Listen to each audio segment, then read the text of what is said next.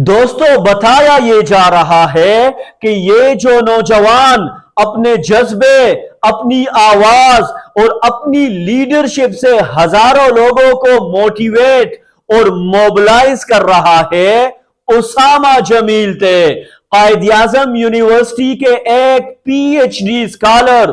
आज इनका नाम भी उन कश्मीरी मुजाहिरीन में शामिल किया जा रहा है जो अपनी जान गंवा बैठे। एक वक्त था जब कहा जाता था कि नौजवान कौम का सबसे बड़ा असासा है और मुस्तकबिल के मामार होते हैं, लेकिन आज ऐसा महसूस होता है जैसे इसी नौजवान नस्ल के ख्वाब, सवाल और विजन सबसे बड़ा मसला बन गए हो। जब कोई नौजवान सिस्टम से सवाल करता है, अपने हुकूक की बात करता है और बेहतर मुस्तकबिल का मुतालबा करता है, तो बाज़ औक़ात इसकी यही आवाज इसकी सजा बन जाती है।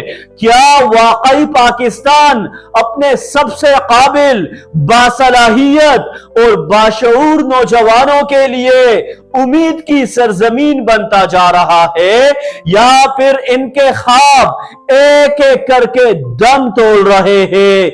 यही आज का सबसे बड़ा सवाल है।